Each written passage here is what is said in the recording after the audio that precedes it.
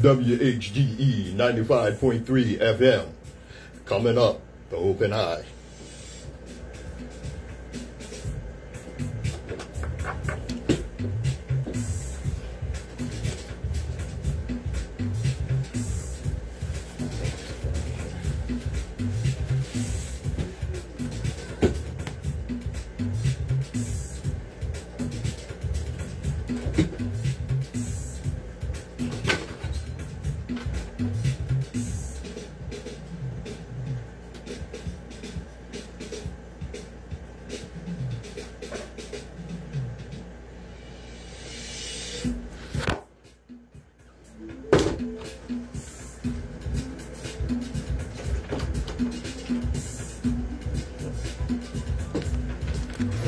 Hey, boy. I see you, bro. Phone drop. Good morning, bro. All right. Let's get him started.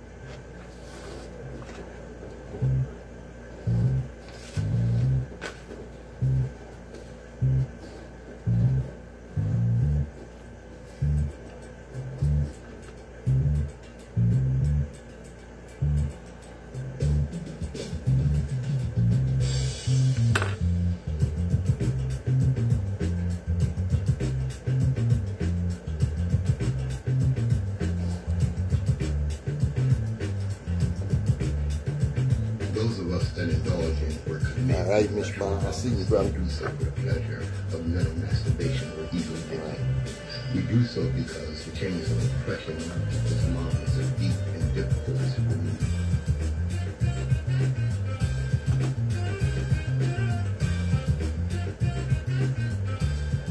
Good morning, my children of the sun.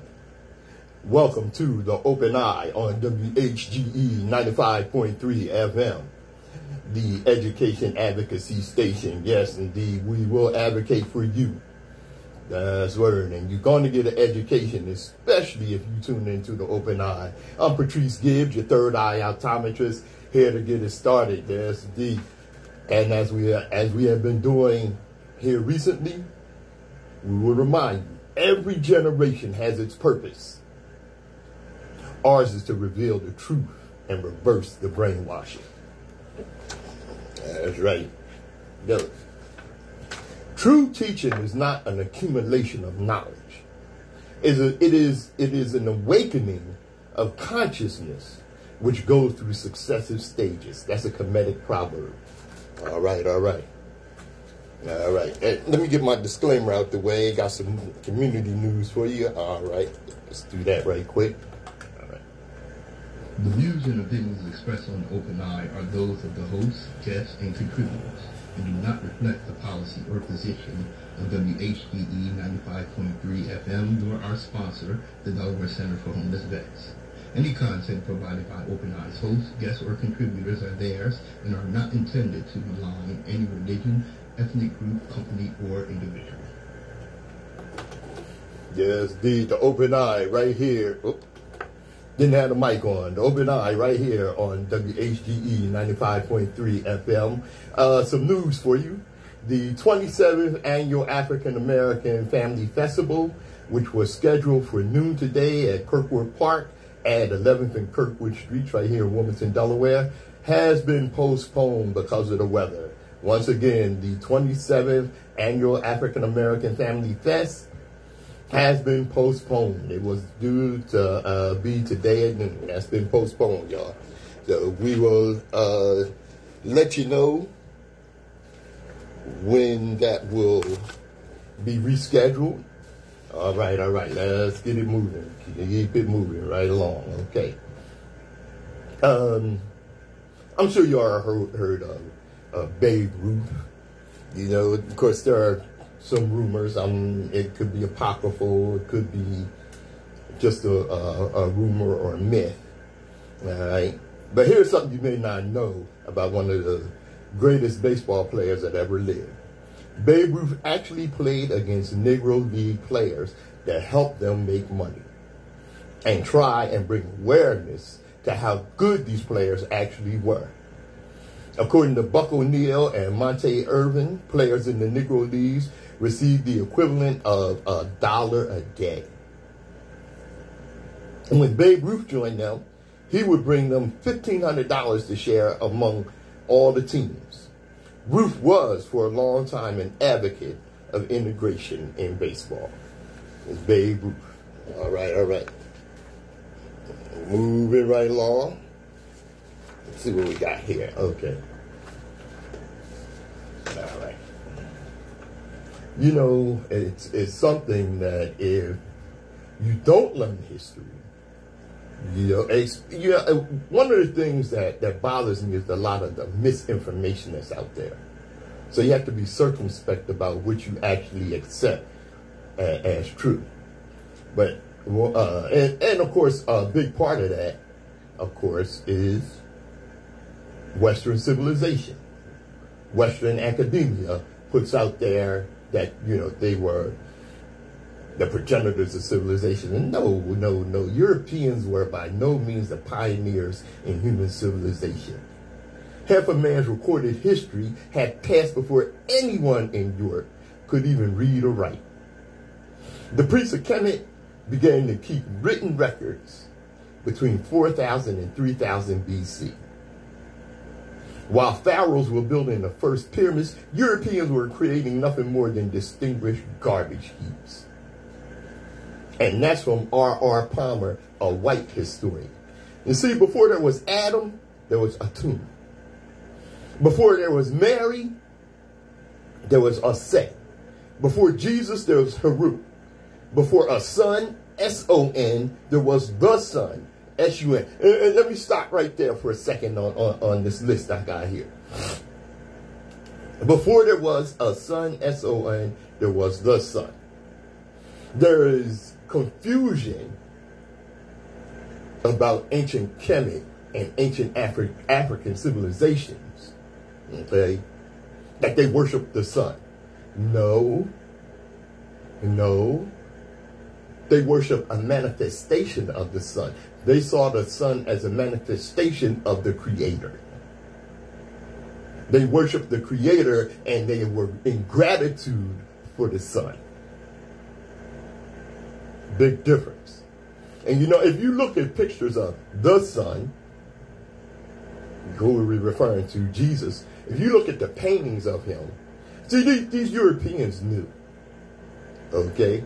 There's always a sun, S-U-N, behind the head of the son, S-O-N, of Jesus. Before there was Moses, there was Thutmose. Before Yah, there was the Amen. Christians, Muslims, Jews, how do you end your prayer? You end your prayer with Amen.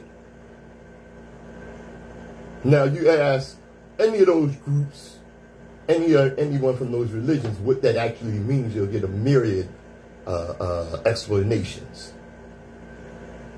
Amen means so be it, this, that, and the other. And, it closes the prayer. Amen refers to Amen-Ra,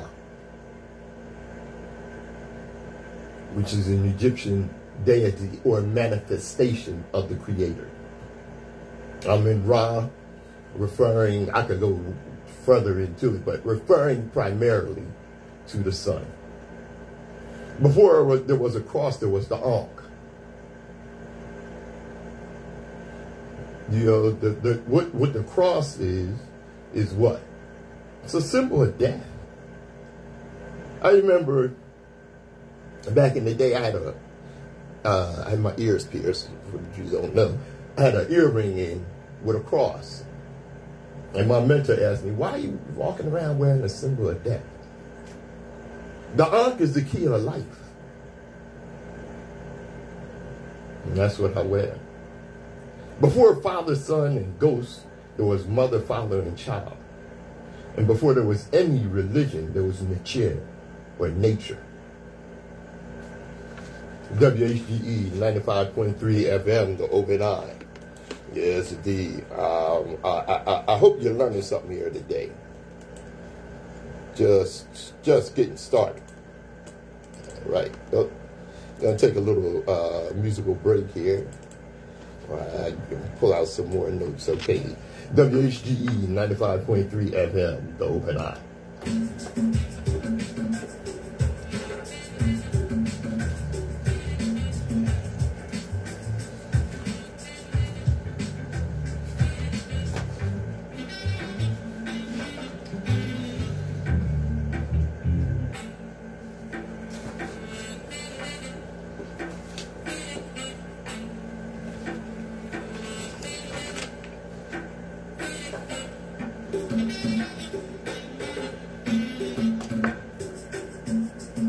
My children of the sun, this is Patrice Gibbs on the Open Eye. You know, how many of you have seen the photograph of the girl in Africa in the 1990s? You know, it was wildly circulated. The photograph of a vulture patiently waiting for a starving child to die so that he could feed on her corpse. I'm pretty sure you've seen that photo. And that photo was taken in 1993-94 during the famine in Sudan. It was taken by a photographer named Kevin Carter. All right. Carter was a South African photojournalist who later on won the Pulitzer Prize for this amazing shot. However, as Carter was celebrating his feature and being celebrated by major news channels and network news worldwide for this exceptional photographic skill he possessed, he lived just a few short months to enjoy his fame before he got depressed and took his own life.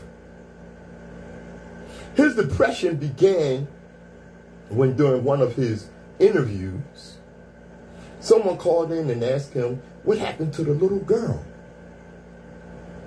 His response was, I didn't find out after this shot because I had to catch a flight. Now he's standing there as a starving child, near death, with a vulture on standby waiting for her to die so he could consume her. But he couldn't be bothered with her fate because he had to catch a flight. The caller said to him, I put it to you that there were two vultures on that day. One of them had a camera. That caller's statement haunted him to his end, and it should have. Who knows? Mr. Carter could be alive today and more famous if he had just picked up that little girl and taken her to the United Nations Feeding Center. But he had a flight to catch. And you know what? This is still happening today.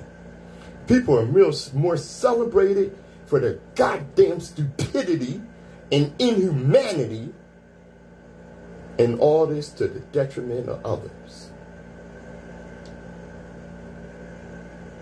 Let that sink in. It's the Open Eye.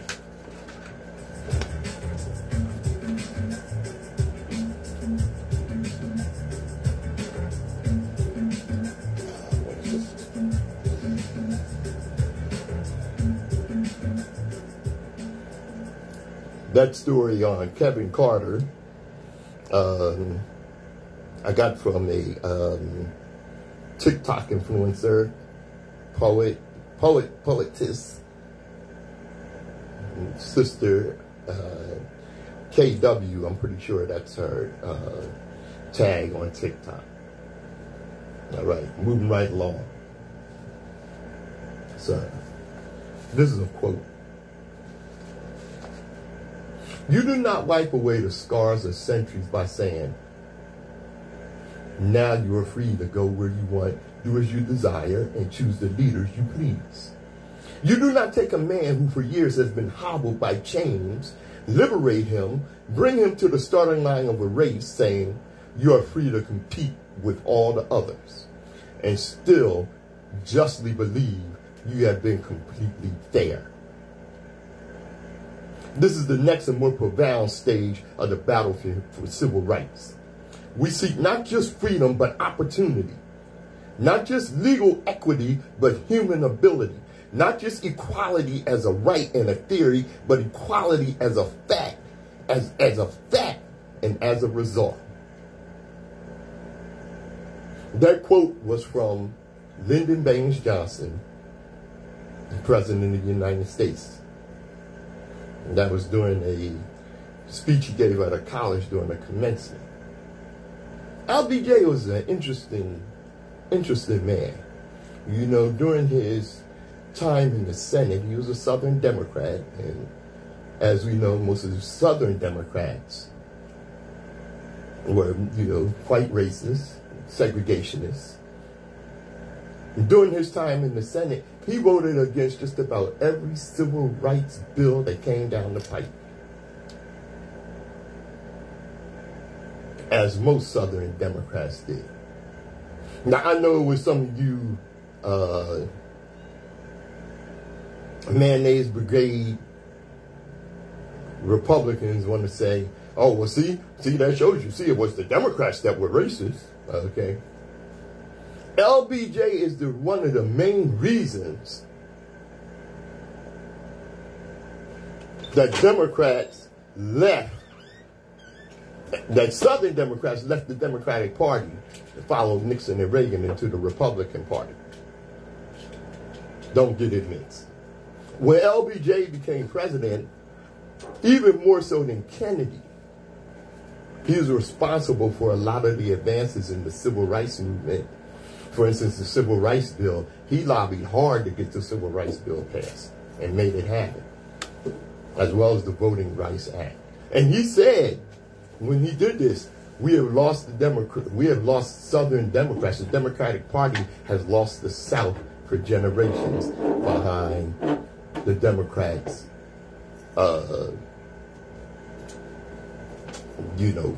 passing civil rights legislation.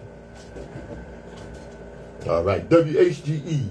Oh, wait, before I go there, I'm going to go here. Wait a minute. All right, got Nsoromma coming in. Yeah, I'm going to go ahead and take a musical break here. WHGE 95.3 FM, The Open Eye.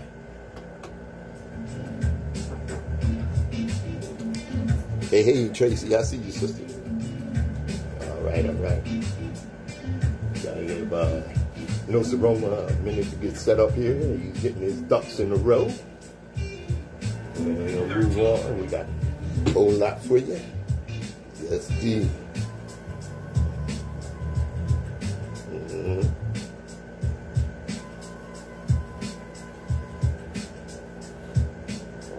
All right. You know what? I think I'm going to go ahead and move on here. All right, he's getting it together. There you go, bro.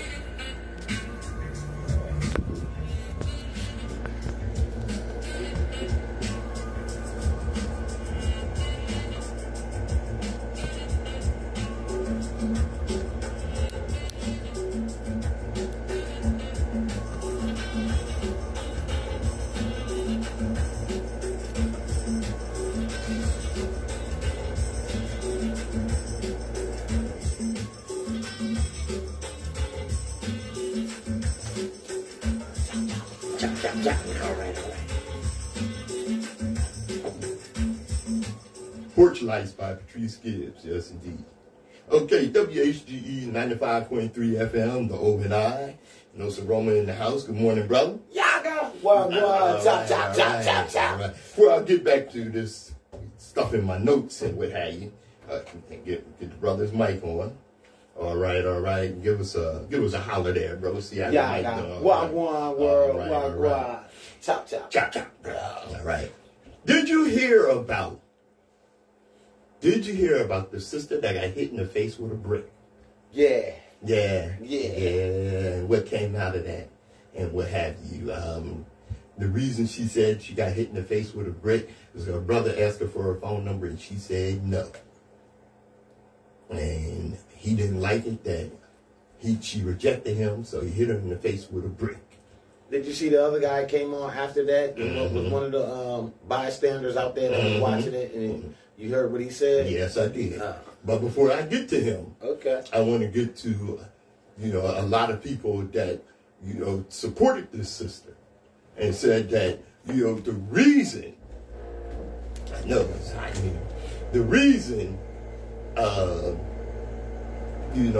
one of the things she said was, black men were there and they stood by and watched me get hit in the face with a brick and they ain't do nothing about it. And black men are weak and this, that, and the other. All right? And of course, a lot of sisters supported her and said, a brother should have stood up for her. And you know what I'm saying? Hold up. It's two sides to everything. Of course. So, I really wouldn't put my life in danger if that person is going around being mischief. That's just me. I don't know about anyone else, but if you're going around and you taunting and wanting to be beat up or doing things or disrespectful things, whereas though you deserve to get smacked or whatever, beat up or whatever, I'm not going to jump into that. But if she wasn't doing nothing, the guy asked for the number and she said no, and he bricked her, I would have responded to that. Right. And see, and to bring me back to what you had mentioned earlier about the witness. Right. Okay, because what he said was she has a reputation of doing things to get attention. I'm not saying by any stretch of the imagination that she deserved to get hit in the face with a brick. Okay? Right. But the thing is, like the brother said, she's going around smacking people and what have you. He said she smacked old white people. Old white people. Going around smacking for no reason. Going around smacking old white people for no reason. Okay? And not only that, but when the brother asked her for the number, she didn't just say no. Right. She got disrespectful with it and all. Yeah, and taunted him. Right. And and not only did she say no, but no, you ugly, you beneath me, this, that, and the other, and a whole lot of other stuff she said to him, that motivated him to go after her. And then when he picked up the brick, she was like, jump big and bad. Oh, what you gonna do with that brick? Well, ask stupid questions, you get stupid answers. Sometimes she lucky it was only a brick and she didn't die from that situation. That's what. I mean, it's dangerous out here now. That's right. Even worse than before. Even worse than before. And it makes me think of a couple of things. One that happened just recently. Right? They're doing a lot of construction out here. Right? And so 2 lanes become 1. Okay. All right. So some people are courteous and will let somebody that's in the lane that's closing off go ahead and change lanes in front of them. I mean, that's what you're supposed to do. Every other driver goes through, and that's the way it moves. Yeah. Well, everybody don't believe that. So what this sister do? She screamed, hollered, blew her horn, and get ready to jump out the car to scream on the person that let the other person in. Wow. Now you've got to be careful who you run up on. Most definitely. Because you can get hurt.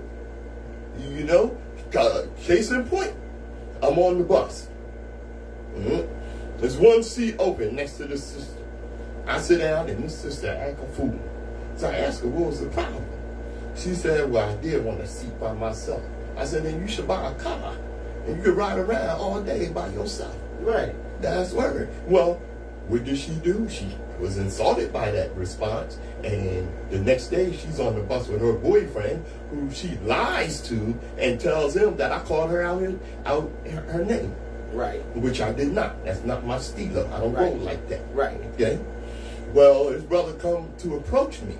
Well, this young brother on the bus, who was like there yesterday. Yeah, who was there, right? His brother was 6'3", 6'4", and muscles in his ears, buff all over the damn place. He jumped up and said, "No, your girl lied. She is a B word.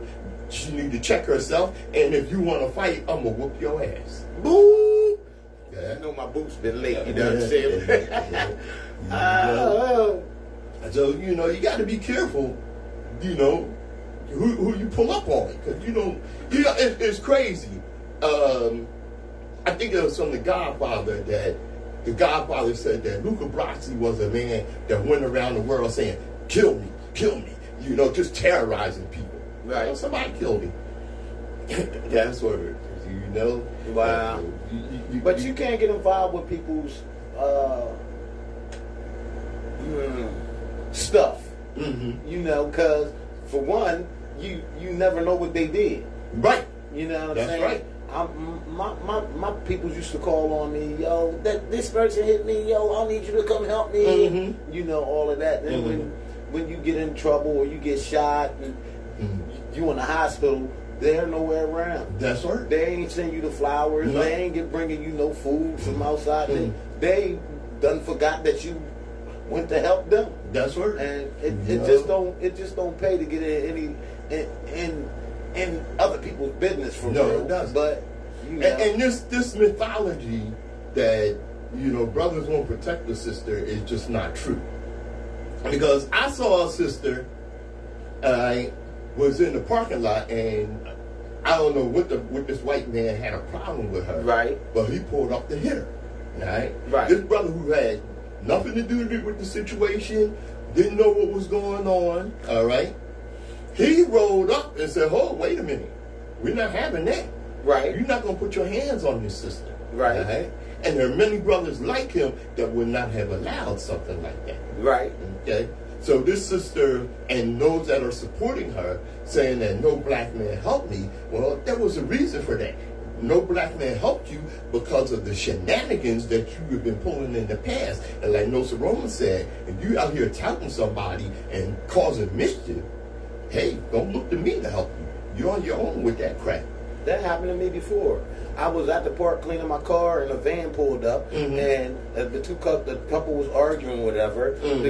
The lady jumped out the car and started walking up the street. The guy jumped out the truck and went after her, and the scenario began. They started fighting or whatever. I seized it. I stopped wiping my car off over there. "Yo, bro, don't be doing that." You know what I'm saying? I mean, it's your queen or whatever. And he ended up cussing her out or whatever. Right. And broke apart.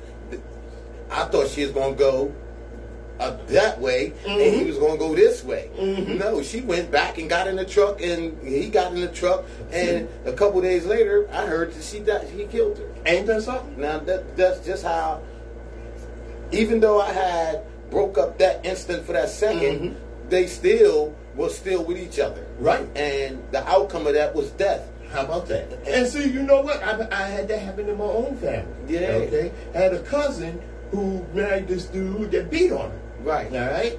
So, me and a couple other cousins and brother and what have you, we went over and did something about it, and, Right.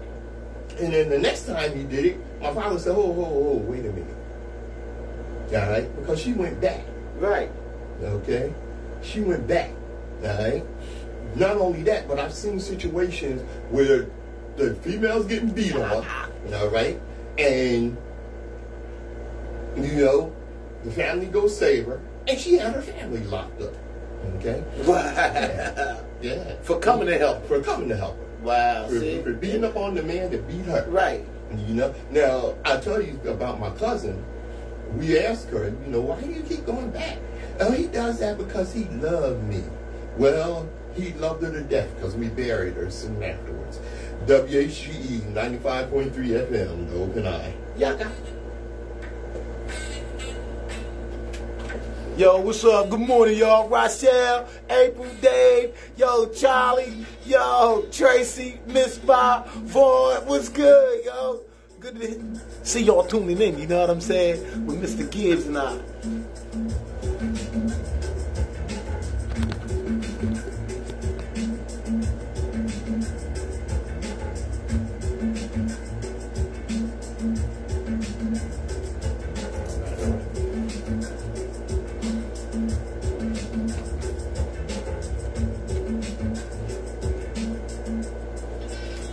WHGE 95.3, the open eye. Y'all.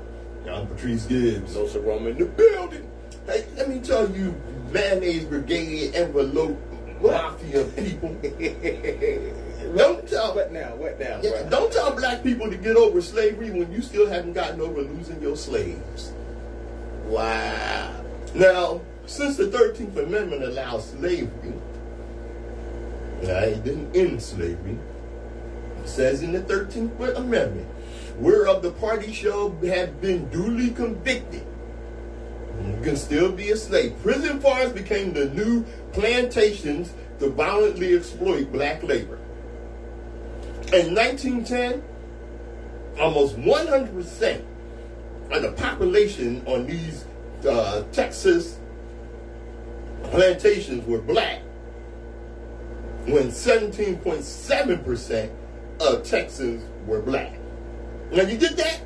100% of the populations on these Texas plantations Right. in 1910, 100% of the population was black. 17.7% of Texans, of the general population of Texas, Right. just less than 20% of Texans were black. Well, prison populations were a lucrative state-owned and operated business. By 1910, the majority of profits generated by the Texas prison system from these plantations, however,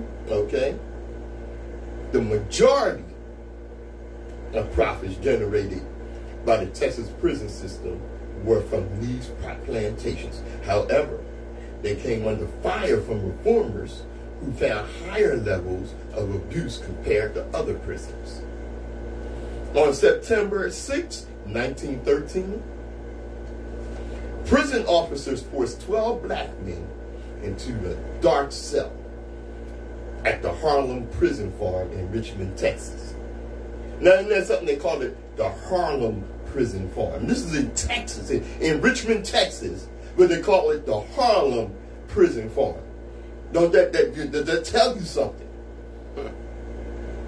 All the men were in the same work group, Camp 3, which was accused of picking 40% less cotton than other camps. Officials claimed they were lazy. Now, isn't that something? Ever since we got off the plantation, we've been lazy. Wow. Mm-hmm. Well, the cell was poorly ventilated and tiny. 9 feet long by 7 feet wide, 7 feet high. Wow.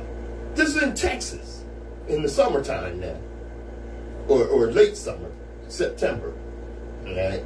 I don't know if you ever been in Texas in the summertime. I was in boot camp in Texas in the summertime. Okay. The temperature go to melt you.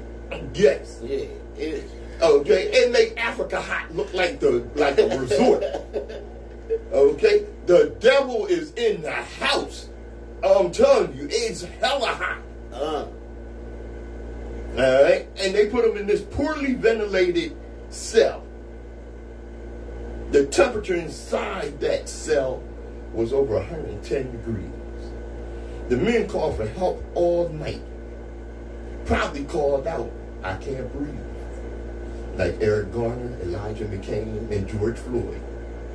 No one helped them. After 16 hours of being trapped in that dark cell, 8 of the men were found dead of asphyxiation in the morning. 4 men survived, placing their faces directly in the 4 small ventilation holes, which were roughly the size of a corner, and they were found to be severely ill. The guards were initially charged with negligent homicide which was a big surprise. Okay, but then the Attorney General of Texas, Jane D. Walthall, said they had violated no law but simply exercised bad judgment. They were acquitted just 2 weeks later. Now, here's the thing about these cells. Okay, when these prison farms started, they were just like plantations. If you didn't work fast enough, if you didn't make the quota, they would take a bull whip or horse whip and beat the hell out of you. Almost said something else. I was ready for the boot. All right. But reformers came along and said, hey, you can't do that. This is not slavery. They're not slaves. Yeah, they were slaves. All right. So what they came up with was to punish you by putting you in solitary confinement or putting you in the hell box, where you probably die heat stroke or something. All right.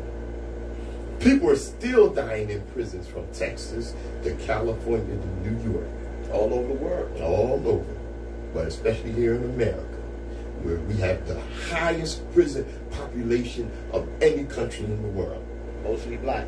Yeah.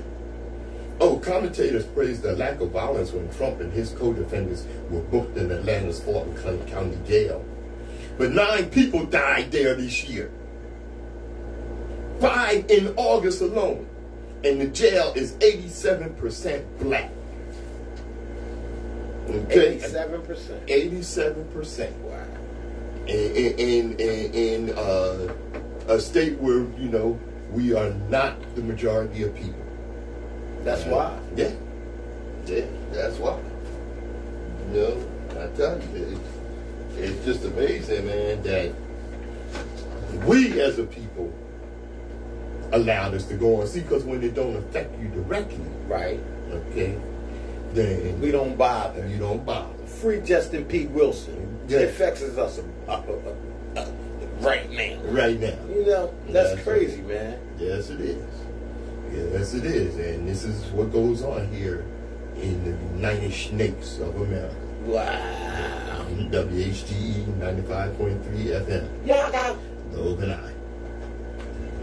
Yo, what's good? Alright. People should be more respectful on both sides or all sides. Yeah, I say that, Charles. I say that, Charles. Brother Miss Bob, what's good, though? I see you. Yeah. Sister, watch. Good way to tune in. You know what I'm saying?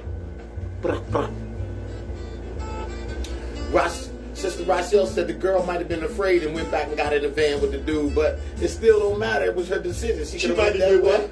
She might have been afraid or scared and went back and got in there because out of fear.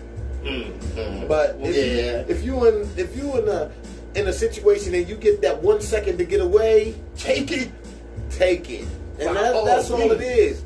It's all choices. If we make the wrong choices, that's what it is. We get the wrong outcome. That's it.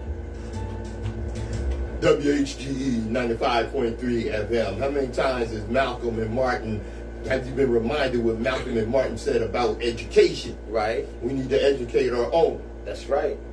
All right. Okay. Look. Wait a minute. Look, I got a couple of stories on this, and they're so crazy. Right. That I almost don't know which one to go with here first. Go with any one of them because they all crazy. Yeah. Pick one, let's go. Yep.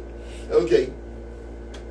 Education disrupted by discrimination. Oh, now that's crazy. Mm-hmm. Feds have ordered the Kansas Community College to reform policies after the school unfairly disciplined black student athletes, expelled them for minor infractions. Okay, a Kansas Community College was ordered by the Department of Justice to reform its policies and procedures on discipline, campus security, housing, and racial harassment after the school was accused of unfairly expelling and discriminating against its black student athletes. Okay, the U.S. Department reached a settlement with the Highland Community College after 2 lawsuits were filed against the institution for its discriminatory practices and on-campus harassment against some of its black students. The first lawsuit was filed by 3 former coaches who alleged that the college leaders readily worked to reduce the number of black student athletes by purposely not recruiting African Americans. Well, it goes deeper. Okay. Wow. Okay. What they were doing was, okay, the school leaders were on a mission to make Highland Community College white again. Okay. That federal lawsuit detailed how college leaders worked to intimidate some of his black student athletes into withdrawing from the school. What they basically they wanted all the blacks out of that school. They wanted them out of there. So what they were doing was they were coming up with all kind of little stuff targeting black students, and not just the student athletes, okay? Not just the student athletes, targeting black students to get them out of there so that the school could be all white again. You know what? It's, you know, it's something that, you know, this is their intention, because their main intention is to see to it that we are not educated. Right, because they want you to be as dumb as possible so you can be as poor as possible and call on help. And you be put in slave again. That's it. So, I mean, without education and the proper knowledge to prosper, you won't prosper. You won't prosper, right?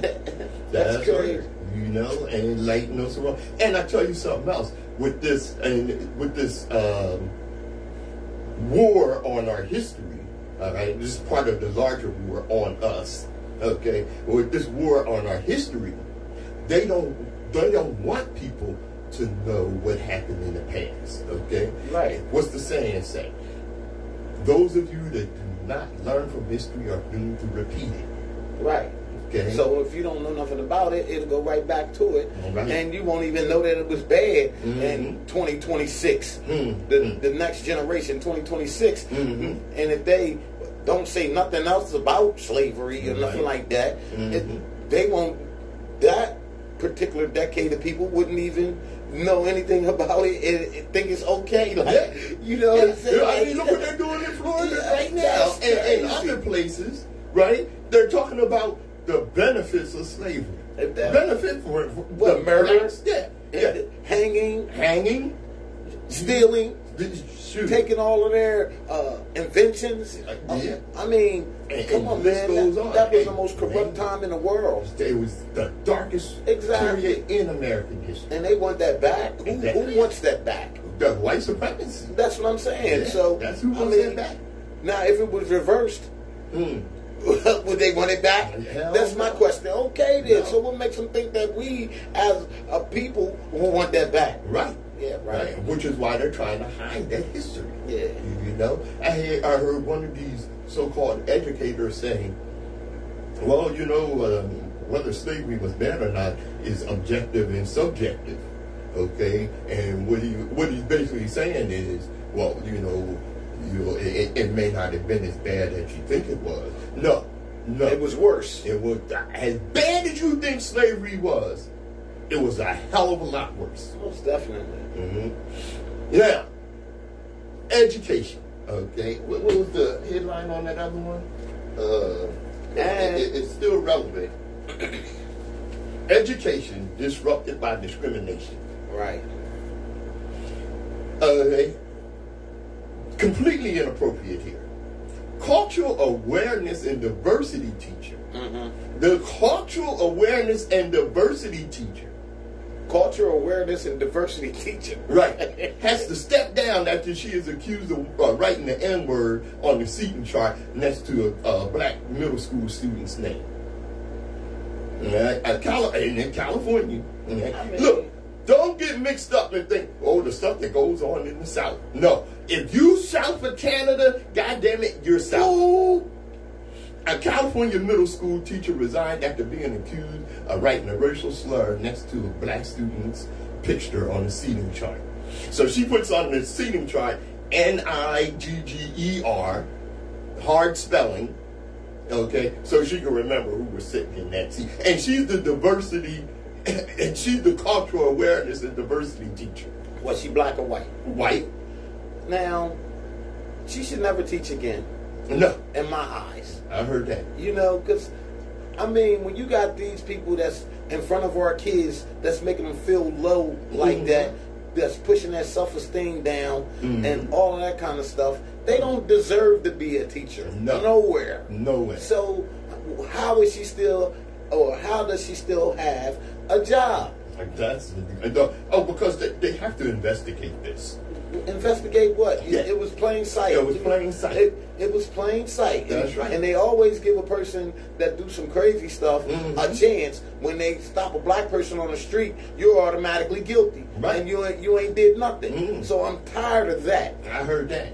Now, how they found out was, it was clearly visible, and the students saw it and told their parents. Oh, and by the way, Nsoromma, they did fire that hustle.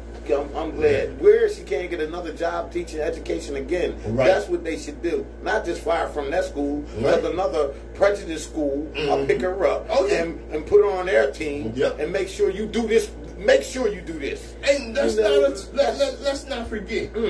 She was the cultural awareness and diversity teacher. She's the one that's supposed to see to it that, there's cultural awareness and that there's diversity and that, everyone is treated fair. Right. Okay? Well, we know how fair she's treating people, and she's running around writing down the N-word next to a black student's name. Right. Imagine when she home. Yeah. Or on the street, or in her car riding down the street. Oh, my God. You know what I'm saying? You can just imagine some of the stuff going through their head. That's terrible, man.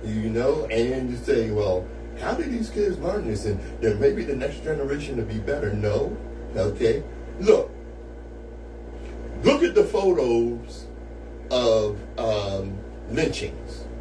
All right? And you see they bring the whole damn family, including their children. Okay? They bring their children and they teach that next generation. All right?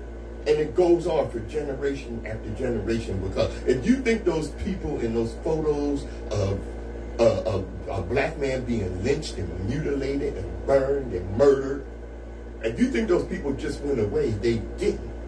They taught the next generation, which taught the next generation, which is why we have the crap that we have right now with these racist white supremacists teaching their next generation.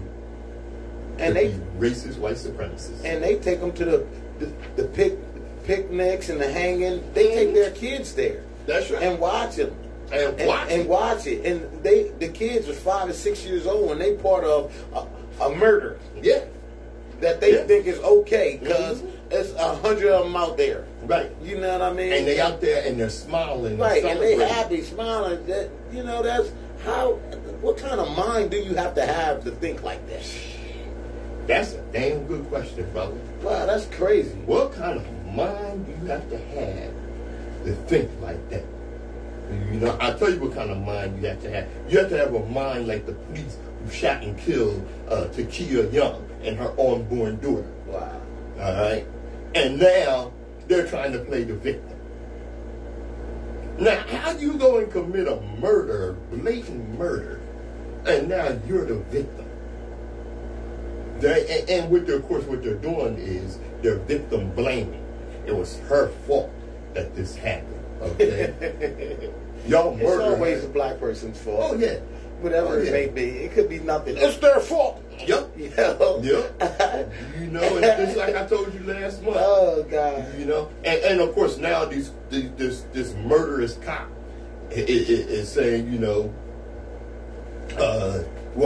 people are mistreating me for doing my duty. Lucky he ain't dead. He should be dead. Man, that's where he should be. Exactly, man.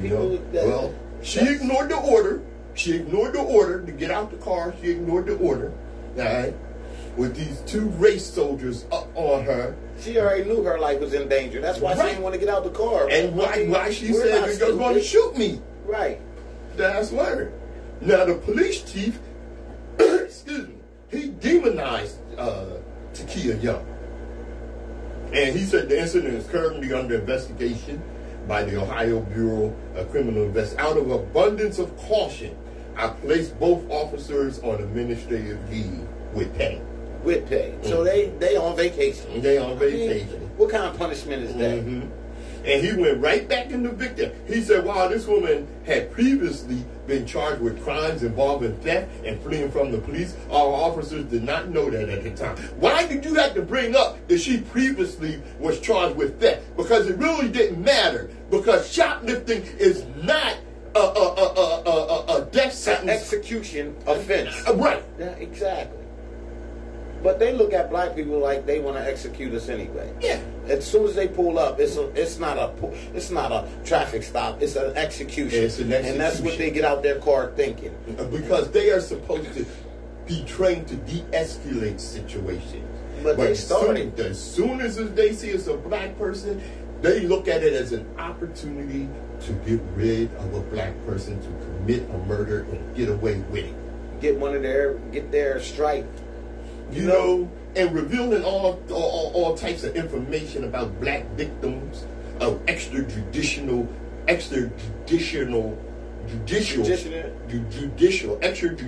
killing by the police. It's par for the course. It's a way to stigmatize them in public in service of defending the actions of police officers who make themselves judge, jury, and executioner. Right. I thought the police officer job was to take me in front of the judge and handle the judge, give us our whatever or decision.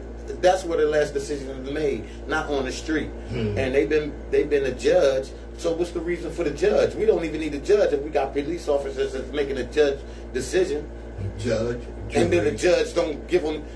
Don't even get mad that they doing his job. I don't understand it. It's like they all working together. You know what I'm saying? You can never win when the organization is all of them working together and going against the one individual or the one group of people. Come on, man. Because the real victim here was Takia Young and her kids and her child and her children. Right. Not only her child that was lost in that murder, but her children that lost her mother. Right. But the police are judge, jury, and executioner. Now think of how them kids gonna grow up hating. Of course. The police. Now how about they turned into police killers? Serial killer police kids. Yeah. You know what I'm saying? Then what? Now they created that, and now it's their fault for them being like that. Come on, man. I mean, like I said, we're living in a place where if you as a black person have interaction with the police, their goal is to be judge, jury, and executioner. This is the Open Eye, WHGE 95.3 FM. Yeah. Wow. That's right. Rob, police acting like judges. Right, not cool. You know what I'm saying? That's for real. You know what I mean? It's crazy.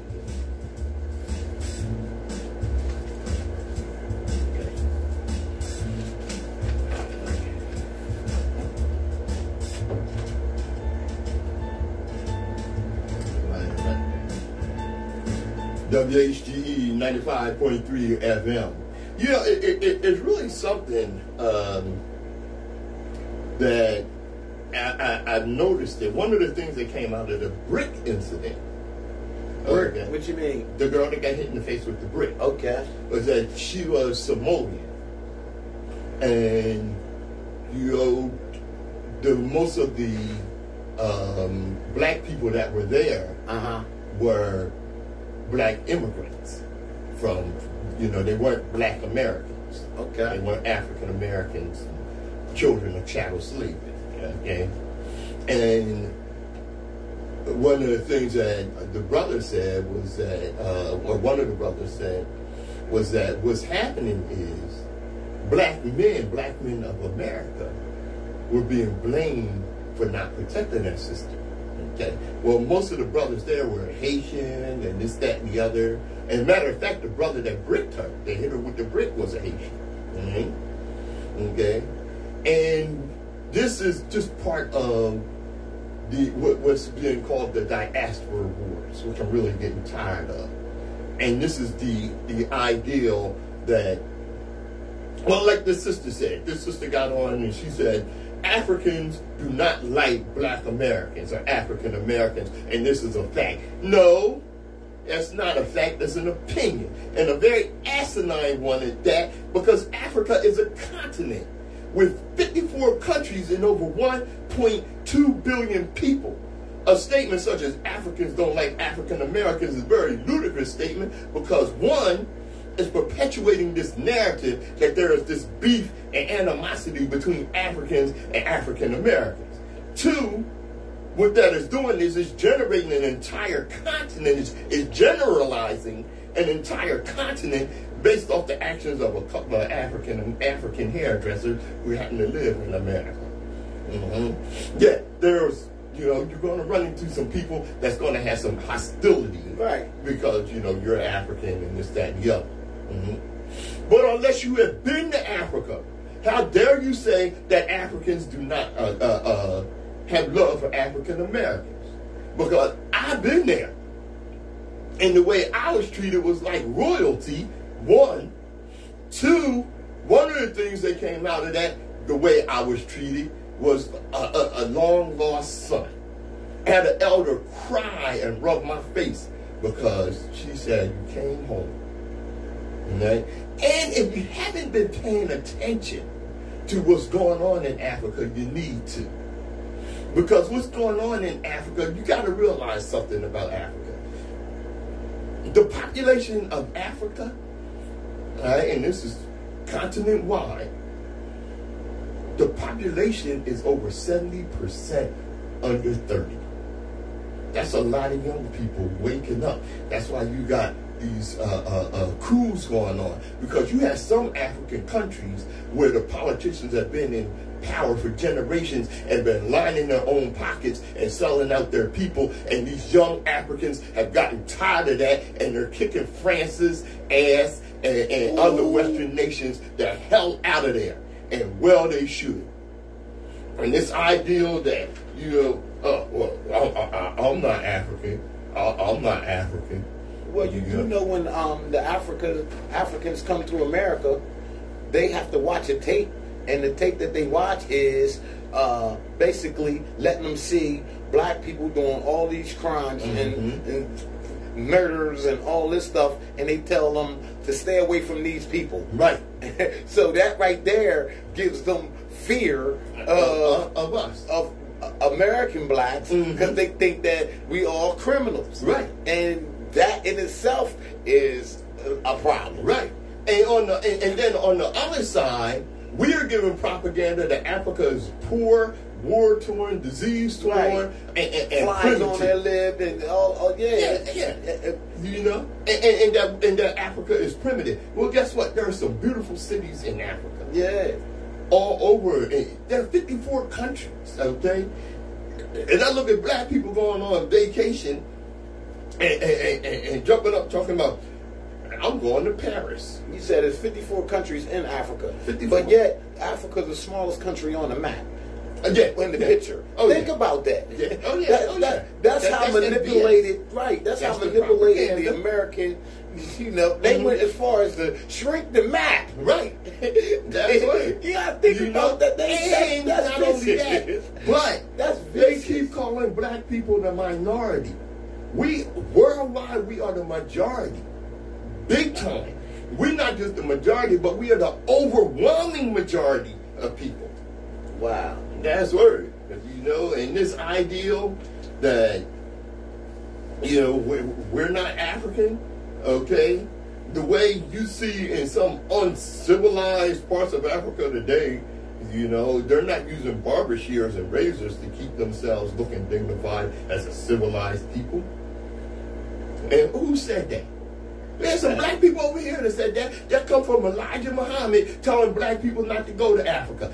Meanwhile, white people online telling white people, hey, get on over to Africa and make some investments so we can steal their stuff. Wow. But you going to Paris with your dumb ass. Boop. That's word. I heard well, I ain't going to say that. Go ahead. All right. And for you white people, right, I don't know what this thing is, what this great need is for you to use the N-word, all right? And let me tell you something. First of all, I don't care how cool you are and who you got a black pass from. You didn't No get such it. thing. Yeah.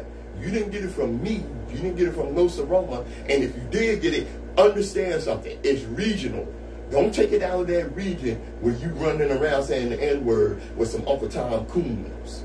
All right? You do not have permission to use the N-word or say the N-word, not in a song, not in a joke. You're not trying to be cool or funny. It's not cool. It's not funny when you use the word, because you use the word as part of the wretchedness white people imposed on black people.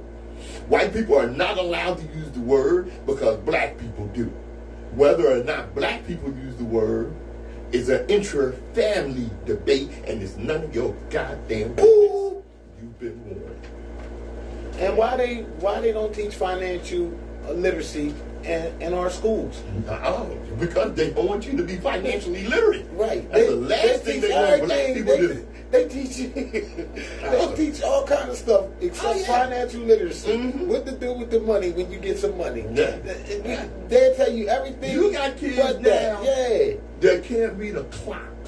Right, a real clock. They don't read digital clocks. Right. Now that crushed me. Yeah. Or know how to use a rotary phone. Yeah. That's crazy. That is. You want to jam some of these young people up? Put them in a room with a VCR, a rotary phone, and a clock. And tell them when it's 1:35, use the rotary phone to call for help and look at the tape on the VCR to tell you how to get out the room. They jammed up.